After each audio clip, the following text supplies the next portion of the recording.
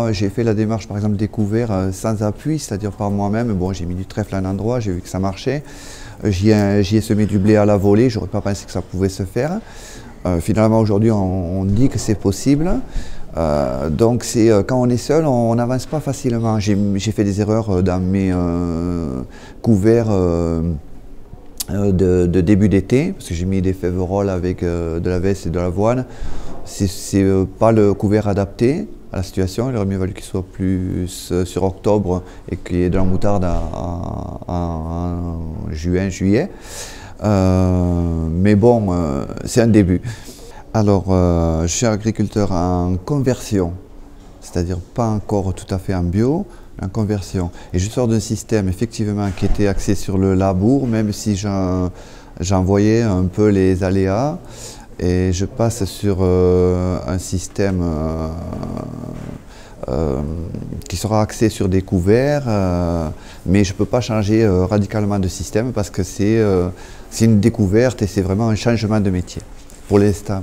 Je suis très attiré par l'avenir, qui passe justement par le non-labour, même si ce n'est pas facile à mettre en œuvre, mais et en même temps je suis en conversion, donc ça peut montrer à des gens qui sont dans cette démarche, se dire bon ma foi, on peut basculer sur du bio sans que ce soit dramatique, même s'il reste un lot de questions à résoudre. C'est justement tout le cheminement, d'avoir une grande curiosité, et la journée d'aujourd'hui était particulièrement parlante, notamment avec le dernier intervenant qui est biologiste, qui nous a bien démontré tous les mécanismes qu'on ne connaît pas dans le sol mais qui sont très importants, qui sont même liés à la vie humaine, quoi.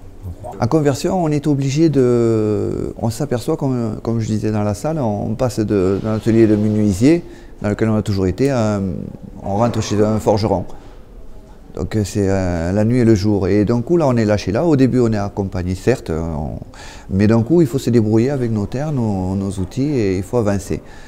Donc on est obligé de se pencher sur la question. Les sols nus, je savais bien que ça ne pouvait pas m'apporter grand-chose, donc il faut que j'aille vers quelque chose qui peut...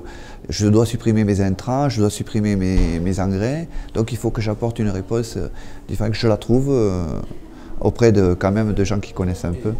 Passer vers le bio, comme je l'ai dit aussi tout à l'heure en salle, ben d'abord c'est le fait que les prix dans le conventionnel soient une marchandisation, c'est-à-dire un vrai yo-yo ou une partie de poker, et ça c'est vraiment un peu désastreux. Il y a aussi l'incidence des produits phyto. Le seul à répercuter un aléa climatique, c'est le paysan en bout de ligne. Celui qui vend les produits, il a toujours sa marche et sa sécurité assurée. Celui qui est dans le champ, et moi je m'apercevais que j'avais des maux d'estomac un peu quand je traitais. Ça faisait 3-4 ans que je traitais un peu à reculons. Et même cette année, en conversion, j'ai, dû descendre du tracteur alors que j'allais m'apprêter à traiter une parcelle de colza parce qu'il y avait, on est près des lotissements, un petit gamin, un voisin, qui adore voir les tracteurs, et j'ai dû aller frapper à la porte, sonner, demander à sa mère de le faire rentrer. J'ai dit bon, à partir de ce moment, il faut changer.